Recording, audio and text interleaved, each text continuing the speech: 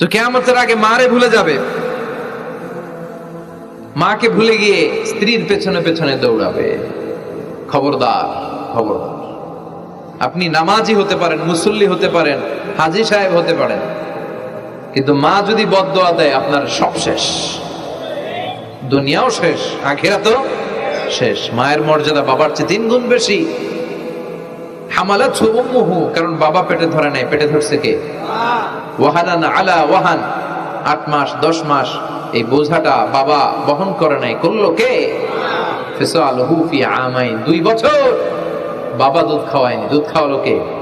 মায়ের এক ধার দুধের দাম কাটিয়া গায়ের চাম, বাপস বানাইলেও ঋণের শোধ হবে না, এমন দরদি ভাবে কেউ হবে না আমার মা গো। ঠিক কিনা? লাউ কাতা'তা জিলদাক, আপনার গায়ের চামড়া কেটেও যদি মায়ের পায়ের জুতা বানিয়ে দেন, কি বানিয়ে দেন? কি দিয়ে? গায়ের চামড়া দিয়ে। এই যে 2 বছর যে দুধ খাইলাম, এই দুধের 1 ঢোক দুধের শোধটাও আদায় হবে না। এজন্য খবরদার, মাকে যেন আমরা ভুলে না যাই। মা দোয়া করতে দেরি, ওই দোয়া কবুল হতে। আমরা ছোটবেলায় যে কত কষ্ট দিয়েছি, সবচেয়ে বেশি কষ্ট যখন দিয়েছি মাকে, ওই স্মৃতিগুলো আমাদের মনে পড়ে না। আপনার বয়স যখন 1 বছর, আপনি স্মৃতি হাতড়ে এত দূর যেতে পারবেন? 1 বছর বয়সে কি কি কষ্ট দিয়েছিলেন মনে আছে?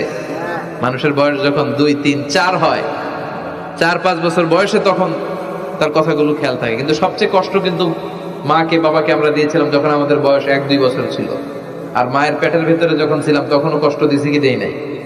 এক একটা লাথি যখন মেরেছি আমার মা বেহুশ হয়ে যেত।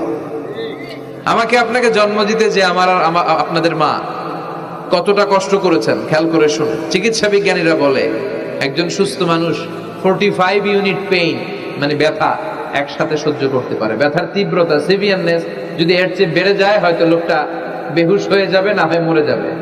কিন্তু আমার আর আপনার মা আমাকে আর আপনাকে জন্ম দিতে যে ওই ডেলিভারি যখন দিয়েছিল, 57+, 57 ইউনিটেরও বেশি ব্যথা তিনি সহ্য করেছিলেন। যেটা কোনো অ্যাক্সিডেন্টে আমাদের দেহে প্রত্যেকের 206টা হাড্ডি, কোন সড়ক দুর্ঘটনায় আপনার দেহের 20টা হাড্ডি একসাথে টাস টাস করে ভেঙে গেলে যত ব্যথা, তার চেয়েও বেশি ব্যথা। যেন খবরদার, খবরদার, মাকে যেন আমরা ভুলে না যাই। মায়ের দোয়া যেন নেই। কখনো যদি মায়ের সাথে বেয়াদবি করে থাকি, আমরা যেন মাফ চেয়ে নিই। রাজি আছি তো যুবকেরা? রাজি আছি সবাই? আমরা সবাই মায়ের দোয়া নিব। মায়ের দোয়া ছাড়া কেউ জীবনে সফল হতে পারে? মা যার চলে গেছে তারা জানে মা না থাকার কি জ্বালা। হ্যাঁ, মায়ের কথা মনে পড়ে না? যখন রাত্রি নিঝুম, এই চোখে ঘুম, একলা শূন্য ঘরে, তোমায় মনে পড়ে মাগো, তোমায় মনে পড়ে, জানি তোমার দোয়া পেলে উঠব সকল বাধা ঠেলে, তোমার দোয়া সকল কাজে ঝরছে মাথায় পড়ে, তোমায় মনে পড়ে মাগো, তোমায় মনে পড়ে, যখন রাত্রি নিঝুম, এই চোখে ঘুম, একলা শূন্য ঘরে, তোমায় মনে পড়ে মাগো, তোমায় মনে পড়ে। ঠিক কি না? আমরা যারা মা হারা, বাবা হারা, আল্লাহর কাছে আমরা কামনা করি, আল্লাহ আমাদের বাবা মাকে, তাদের কবরগুলোরে তুমি জান্নাতের টুকরা বানিয়ে দাও।